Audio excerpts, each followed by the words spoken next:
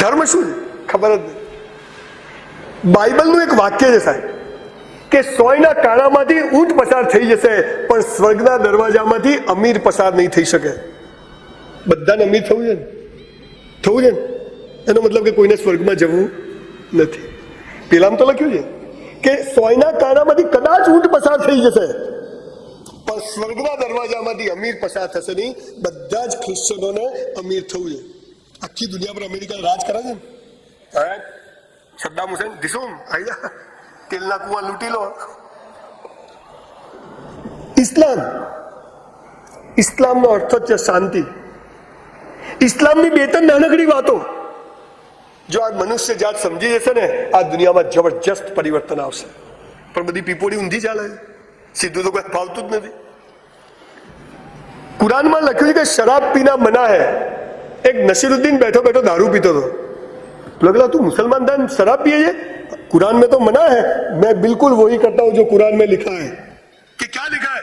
शराब पी ना मना है बाद में पढ़ूंगा. शराब पीना मना है तो शराब पी. પછી ત્યો કાગળ મૂકી દીધું કે આટલું પછી હોજે હાલ તો પીઓ. લખ્યું શરાબ પી. કુરાને શરીફમાં લખ્યું છે કે તારા બે ખભા ઉપર મેં બે ફરિશ્તા મૂક્યા છે, એ તારો બધો હિસાબ લખે છે. બોલો ખોટું કરવાની એક જગ્યા છે? બધા જ કરે. મોહમ્મદ પૈગંબર સાહેબે કહ્યું છે કે હે મનુષ્ય એક મિનિટ પછીની ચિંતા કરીશ નહીં. કેમ કે અલ્લાહ બેઠો છે, ઈશ્વર બેઠો છે. આ અલ્લાહ ને ઈશ્વર એક જ છે. બધી પીપોડીઓ વચમાં ગડબડ છે, ત્યાં તો બધું એક જ છે. एक ईश्वर છે જે बैठो છે, ध्यान रखसे. आ तो कि मेरा छोकरा क्या करेगा, मेरी छोकरी की शादी होगी कि नहीं होगी, चिंता है. અને છેલ્લે હિન્દુઓ ગીતા, વેદ, પુરાણ, ભાઈ કેટલી બધી ચોપડીઓમાં તો કોઈ શીખવાની જરૂર જ નથી. પાછા બોર્ડ મારે હિન્દુ રાષ્ટ્રનું પાલનપુર સ્વાગત કરે છે. ગીતાનો એક જ શ્લોક મનુષ્ય જાતિ જે દિવસે શીખી જશે ને આખી મનુષ્ય જાતિ કોઈ દુઃખી નહીં થાય. કોઈના ચહેરા દિવેલ પીધેલા નહીં હોય, કોઈની પર્સનાલિટી ડેવલપ નહીં કરવી પડે. અને આ ભારતનો નાગરિક જે વર્ષો પહેલા સિકંદરથી માંડીને દુનિયાભરના લોકો અહીં હુમલો કરતા હતા ને એવો એક એક માણસ બની જશે. શું છે? કર્મને વાધિકારસ્તે માં. સંસ્કૃતમાં નહીં બોલતો પછી ઊંઘ આવશે. બપોરનો ટાઈમ છે, ગુજરાતીમાં કહી દો.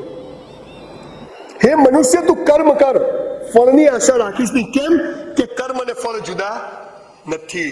આ તો કે પહેલા ફળ નક્કી કર પછી કર્મ કરું. નોકરી લેવા જાય ને કે પહેલા પગાર નક્કી કરો કેટલા આપશો. અમારા ત્યાં પેલા મજૂરો લેવા જાય ને સવારે કોઝી પર તો પેલો મજૂરો ને ત્યાં કેટલા રૂપિયા આલે હે? મેં કીધું 300 નહીં લેવા, 350. શું કામ કરવાનું હે? બીજો સવાલ પૂછ્યો. એટલે આપણે કે ખાડા ખડું હો, માલ નહીં બનાવો એટલે આ જ કામ કરીશ, આ નહીં કરું. સારું ભાઈ એમ કરે. રિક્ષાનો ભાડું હાલશે આવવા જવાનો? પહેલા હાલવું પડશે. મેં કીધું હાલ પહેલા હાલ. પછી ત્યાં આવે સાઈડ ઉપર 10 વાગે આવીને બધું નોખે મોઢું ધોવે, 10:30 11 કામ લાગે. 1 વાગે તો ઊંઘી જાય. હે કરોડપતિ થાવો રહે. અમારે કયો કરોડપતિ થાવો હોય? ઊંઘી જાય મારો બેટો. અમે તો ભગવાન હે જ કયો. પછી 3:30 લાગે ભાઈ હવે હા કરે હે વધારે કોમ મત કરાવ, પાપમાં પડે હે. પાછો આપણને કયો. પછી 5:30 વાગે એટલે તો તગારું બગારું ધોઈને ઉભો થઈ જાય. હે મેં જાઓ 350 દેવાના હે. એટલે કોમ પછી 350 કેટલો કોમ થાય? પછી મારો બેટો આપણને પૂછે પાછો. આપણે પહેલા બેંકમાં, તલાટીમાં, પોલીસમાં, શિક્ષકોમાં નોકરીઓ માટે હાથ જોડીએ છીએ અને પછી નોકરીઓ મળી જાય ને એટલે યુનિયન બનાવીએ. અમારી માંગે પૂરી કરો. સલા પહેલા ઘેર ઘેર ફરતો હતો. તમે જુઓ બેંક, LICઓ, બધા જ. એટલે લોકોને ખાવા નથી મળતું. તમને નોકરી મળે, બાથરૂમ નથી બોલો અમારી ઓફિસમાં. ના ચાલે, અન્યાય છે. અને પછી બાથરૂમ એવું ગંધ મારતું હોય કે આખું બિલ્ડિંગ ગંધ મારે. આપણે લોકો મોસ્ટ અનસિવિલાઇઝ લોકો થઈ ગયા છે અને એટલે આપણો વિકાસ થતો નથી. આપણે કોઈ પણ ઇન્સ્ટ્રક્શન, કોઈ પણ જાતની વાતને માનતા નથી અને આપણે પ્રગતિ કરવી છે એટલે આપણા જીવનમાં મજા આવતી નથી.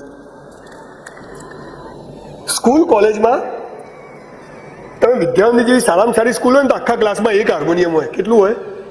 પછી કે વગાડો કે તગારામાંથી વગાડો. એક સ્વિચ ભાગે આવે. 50 છોકરા હોય ને 50 સ્વિચો. શું વગાડે? આખી સ્કૂલમાં 500 થી 1000 વિદ્યાર્થીઓ અને એક પીટીનો ટીચર હોય. હવે તો સરકારે પીટીના ટીચરો બી કાઢ નાખ્યા. એટલે માય કાંગલો નપુસંગ સમાજ તૈયાર થઈ રહ્યો છે. એક જ કસરત શીખવાડે પોલીસ વાળાને. બીજું કશું નહીં. એટલે પીટીના ટીચર જ કાઢી નાખ્યા. જે પાયાની જરૂરિયાત સ્કૂલમાં હોવી જોઈએ કે there must be A PT teacher. અને હોય તો જાડીઓ પાડીઓ ફોંદું વધેલું હોય, ભૈયા દોડે બધો જયારે પોઠિયો હોય ને. આ સમાજમાં તમારા વિકાસની કોઈ જ તક છે નહીં સાહેબ. તમારે જ તમારી તકો ઊભી કરવી પડશે. તમારે જ पहल करनी पड़से અને પેલું નક્કી કરવું પડશે કે हम लाइन में नहीं खड़े रहेंगे पर हम जरा जहां खड़े होंगे लाइन वहीं से शुरू करेंगे. આ પાવર તમારા બાબત. ગેસના બાટલામાં બબાલો તો બબાલ કરો, લાઇટ બિલ માટે જાઓ તો બબાલ કરો, નગરપાલિકામાં તો બબાલ કરો, પણ નપુસંકની જેમ જોઈને બેસી રહેશો નહીં. મરદની મૈયતમાં જવું પણ હિજડાની જાનમાં જવું નહીં.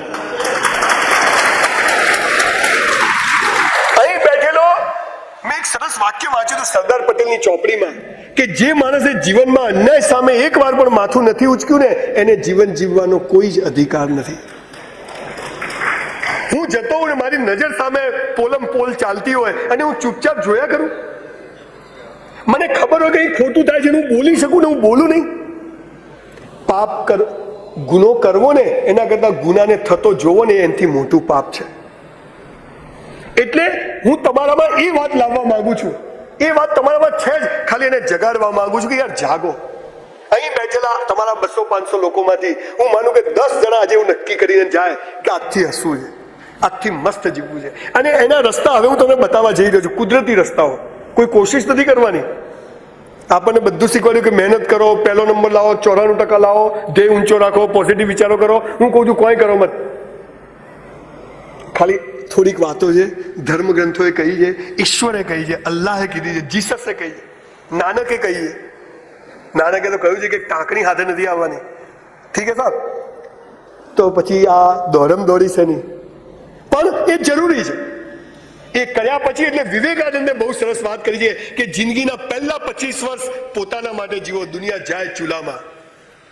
કેરિયર બનાવો. 50,000 રૂપિયા કમાવો નહીં તો સાહેબ લગ્ન નહીં કરવાના. કોઈની છોકરી કે છોકરાને દુઃખી કરવાનો આપણને કોઈ હક નથી. આપણી પાસે કોઈ હોય નહીં તો પછી જોડે લંગર હોય એને કદી આચવી આવો. પછી 100-200 રૂપિયા માગતા થઈ જાય. એટલે 20નું બેલેન્સ કરાવજે. પ્રેમમાં પડેલા છોકરીઓ 10-20 રૂપિયાના બેલેન્સ કરાવે. કેમ ફોન ના? એક તો મોબાઈલે સત્યાનાશ કર્યો.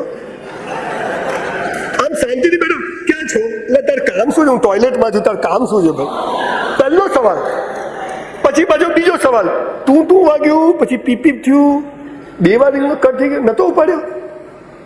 માટે પૈસા માંગવાના રમેશભાઈ જેવા બહુ બધા લોકો આવે, ઈંટોના પૈસા લાવો, સિમેન્ટના પૈસા લાવો.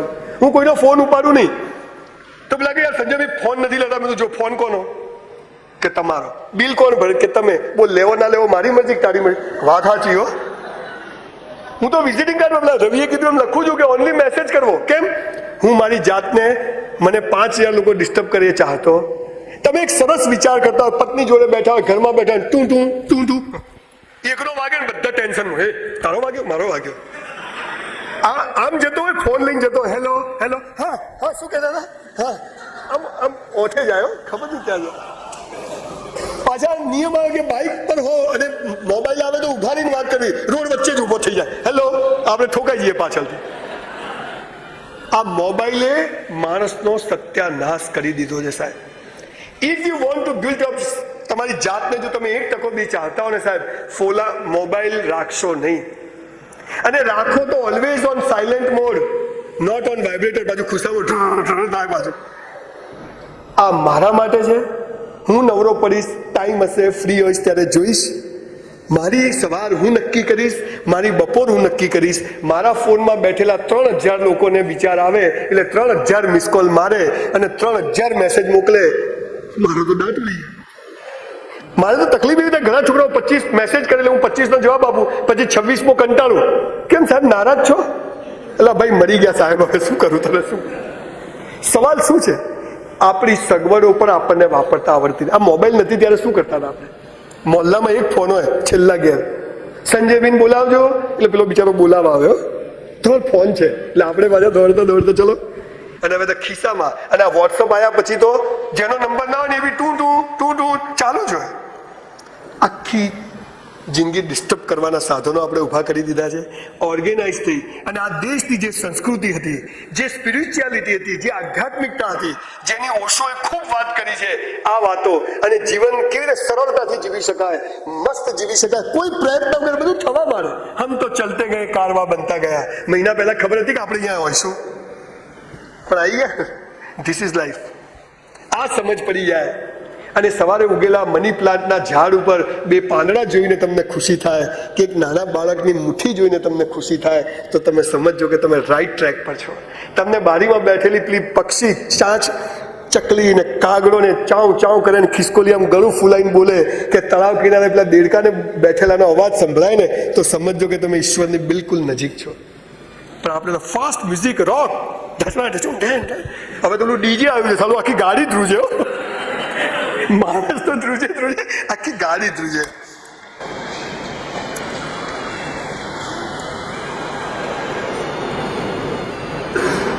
કોઈ પણ માણસ હોય, સ્ત્રી, પુરુષ, હિન્દુ, મુસલમાન, શીખ, ઈસાઈ, કોઈ પણ માણસ હોય, દરેકના જીવનમાં 4 તબક્કા હોય છે, 4 અવસ્થાઓ હોય છે. 4 અવસ્થા હોય છે. આ 4 અવસ્થાઓ દરેકે ફોલો કરવાની હોય. આ 4 અવસ્થાઓ શું છે, કઈ રીતે ફોલો કરવાની છે, આપણે શું કરવાનું છે, ઈશ્વર પર શું છોડી દેવાનું છે, આ વાત આપણને જો સમજાઈ જાય અને ખબર પડી જાય તો જીવન એટલું સરસ પસાર થાય છે કે જેની કોઈ હદ નથી. પણ આ સમજાવે કોણ, આ કે કોણ? કેળું અહીંથી ખોલો. આ કેળું ખોલવાની સમજ પડી જાય તો છાલ સાથે કોઈ ખાય નહીં. પણ કેળું ખોલવાની ખબર નથી પડતી એટલે બધી મુશ્કેલીઓ શરૂ થાય. તમામ ધર્મ ગ્રંથોએ આને અનુમોદન આપ્યું છે. અને મેં વાંચેલી 450 બાયોગ્રાફીમાં છેલ્લે સ્ટીવ જોબ્સની બાયોગ્રાફી વાંચી, એ માણસ પણ આમ જીવતો હતો. એનું મતલબ કે આ વાતમાં સચ્ચાઈ છે. આ વાત ગાંધીજી કહેતા હતા, આ વાત શંકરાચાર્ય કહેતા હતા, આ વાત મોહમ્મદ પૈગંબર સાહેબ કહેતા હતા, આ જીસસ કહેતા હતા, નાનક કહેતા હતા. અને મનુષ્ય જાતિ એમ કહેતી હતી કે હા સાચું છે, પણ હાલ અમે નહીં માનીએ.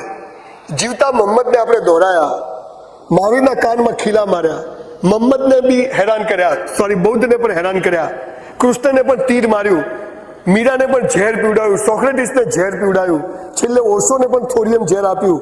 આ દુનિયાએ સારા માણસો જોડે સારો વ્યવહાર કર્યો નથી. પણ એના ગયા પછી પેલો સાચું કહેતો હતો, પેલો સાચું કહેતો હતો. આ સાચા રસ્તા જે બતાવ્યા છે, આ જીવનની જે 4 અવસ્થાઓ છે, અને એની અંદર મારી આખી શિબિર અને દુનિયાના તમામ પુસ્તકોનો સાર આવી જાય છે. અને એમાં એમ કહ્યું છે કે હે મનુષ્ય, આટલું તું કર, આટલું ઈશ્વર પર છોડી દે. હું નથી કહેતો, મારા બાપાએ મને નથી કીધું. મેં જે પુસ્તકો વાંચ્યા, જે ધર્મ ગ્રંથો વાંચ્યા, એ બધામાં આ કહ્યું છે. અને આ પાળવા વાળા લોકોની જ બાયોગ્રાફીઓ લખાઈ છે, મારી તમારી લખાતી નથી. આપણે મરી જઈએ 10,000 માણસ ના આવે, ચાલુ જીવ્યું શું કામનું? આ વાત સમજવાની છે, જીવનનો અર્થ સમજવાનો છે, જીવન કેવી રીતે જીવવાનું છે, ઈશ્વર જોડેથી શું માંગવાનું છે, ઈશ્વર જોડે શું નથી માંગવાનું, આ સમજ પડી જાય અને પછી તમે જુઓ કે લાઈફ ઇઝ સો બ્યુટીફુલ. અને બધું એમ તમે ખબર પેલી સાયકલ જયારે શીખતા હો પહેલી વાર, આમ લઈને ચાલતા હોય ને તો આમ નમી જ જાય. બાપા પકડે ને તોય નમી જ જાય, બાપા કે સીધી પણ નહીં થતી, આમ નમી જાય. આ જેવું છોડે ને ધડીને નીચે, પાછું સ્ટીયરિંગ વળી જાય, 2 પગ વચ્ચે સીધું કરવાનું. સાયકલ એટલે આ દુનિયાનું વિમાન કરતા અઘરી વસ્તુ લાગે આપણને. અને પછી આવડી જાય પછી હાથ છૂટા, પેન્ડલ બી છૂટા, પછી દાંત બી છૂટા.